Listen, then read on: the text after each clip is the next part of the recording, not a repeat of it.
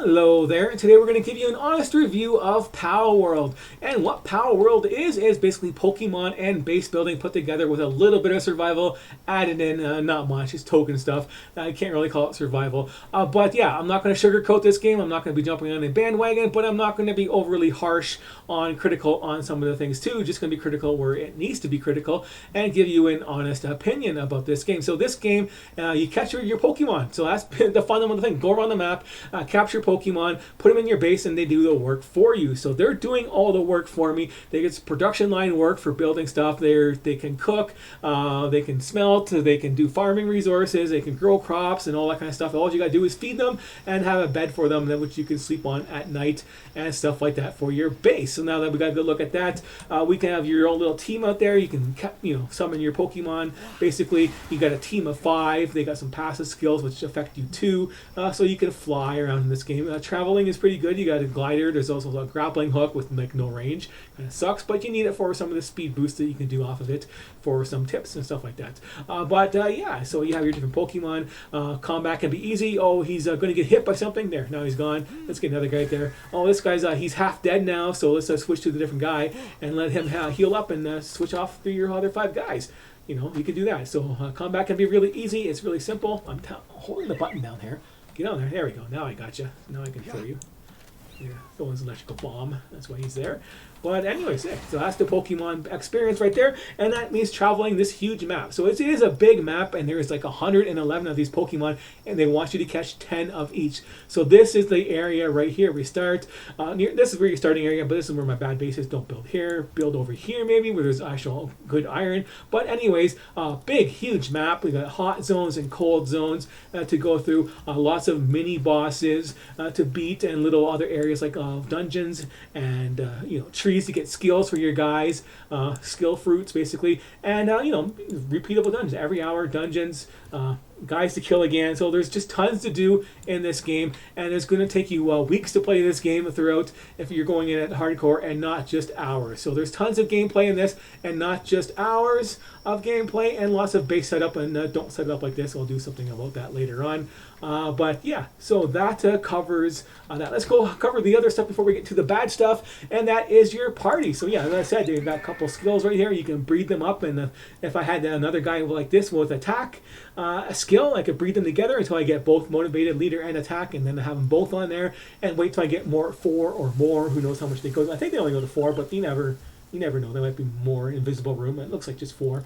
But anyways, you can give them up stars, you can give them up more spirit power, or whatever that is called, and then you can have bosses or special guys too for your guys, and they have all their different skills, like 12 different jobs. That's pretty good. But you're missing your stamina. I think that might be stamina.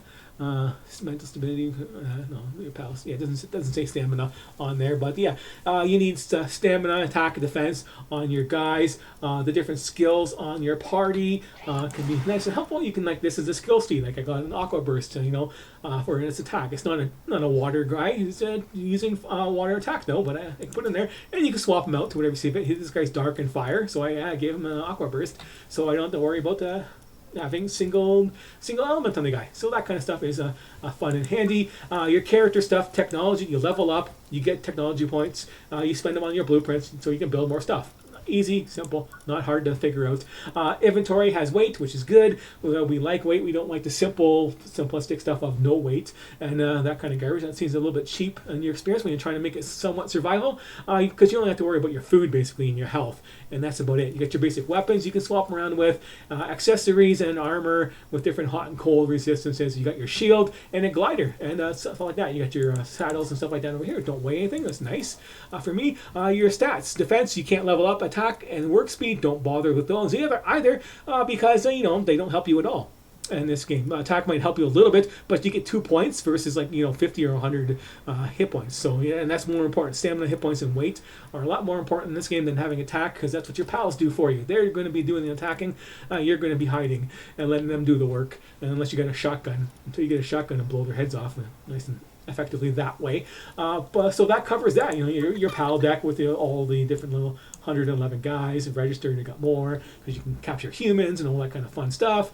There you have it for gameplay. Let's go over top of some of the bad stuff, because farming for too much iron is one of the bad, annoying things, and farming 10 of each guy can be cumbersome, but it's it's doable. But farming more to level up these guys to get their stars, when it gets ridiculous. You'll see the numbers, 4, 16, 32. That's how much guys you got to sacrifice to get a star.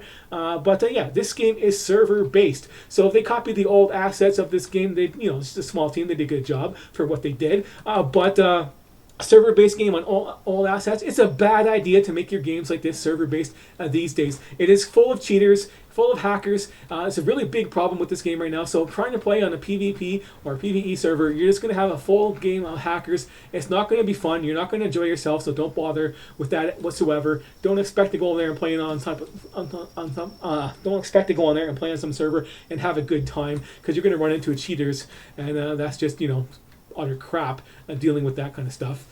Nice way to jump up and fall damage. You fell through the floor or something. Yeah, pathfinding is an issue in this game. That's a downfall. But the server-based stuff, it means you can't pause the menu, you can't do all this other kind of fun stuff that you can do in single player. That's just a problem right there, and the hackers make it a really big issue, and it's not going to be fixed. They're going to try and fix it. They're going to spend all their time trying to fix their server-based programming, and they're not going to succeed, and they're going to waste their time on that. So that's going to be bad. The second downfall for this game is its controller first. So this is a controller first setup. This isn't a real mouse. This is a controller with mouse looking with a mouse pointer almost, right? So yeah, third person mouse pointer. That's a controller. The problem with that is like this. This is my bed over there. I want to access this. I want to access this right in front of me. I want to see my bookshelf. There we go. I can get my bookshelf. That's an annoying thing. That's a pain in the ass. You can't have anything close together, or you're going to hit stuff like your bed through the wall and stuff like that. That is a pain in the ass. That's why you don't make games with controller-based support from like Super Mario World, something that's like 20 years old. Copy some other assets that are better. Somebody make something better. Don't do this for your games. It's just gonna be a problem. Like having this, it makes it really simple and easy to play, but your gameplay depth and mechanics and stuff like that, it suffers a lot. So you're going to suffer because of the server. You're going to suffer because of the controller-based support first. Controller is better off being a second thing. Do your mouse first so you can have fun, robust, fundamental controls, not sloppy ass shit like that for your stuff. That's minor pet peeves for me. That's why I'm saying bad words for it. But anyways, those minor pet peeves aren't going to really reflect my score. What reflects on my score is their playability and how boring it gets later on. So yeah, you do have more than just a couple hours of gameplay, so it's not just an average game. It's better than average, but it's not going to be the best game ever for what you do have for it. Like, its functionality is not perfect, and you have to work around it, and there's not an easy way just to destroy stuff and rebuild it effectively in this game to actually fix all this stuff. So you have to worry about issues like that for this game. So overall, I'm going to give this game a 6 out of 10 because it's worthwhile checking out, but it's not going to be the best game ever. So so keep the price tag down. But it is decent to play and try out. So it's better than the average 6 out of 10. So there you have it. And if you're first going to get started in this game, I recommend watching my tips video. I'm going to do that later today or tomorrow and have that out as fast as possible, because I watched the top 5 tip videos, and I learned 1 in 20 of their tips was actually useful.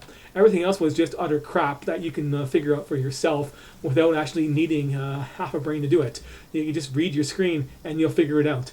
So lots of these things weren't tips, they were just a waste of time. I'll do a real tips video that actually has tips for people starting out, so you can watch that, and that will help you out for things that you might want to know once you get started, or just wing it like I do, not bother watching any. And of course, I'm going to do a video later on about base building and what to do and don't do, and everything here is don't do.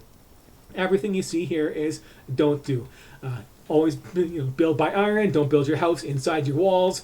Have your walls way outside the blue circle that you can see out here. They need to be way outside that if you're going to have any to worry about, and all that kind of stuff right there. And pathfinding, chests close together, all that kind of stuff was annoying, wasting my time, that kind of stuff right there for your base building. But that is for the different video. That's going to take a while to do because I'm going to have to build one myself and base at a good location and show you that myself, by iron and all that kind of fun stuff. But that is for later. Thanks for watching, and I will see you later.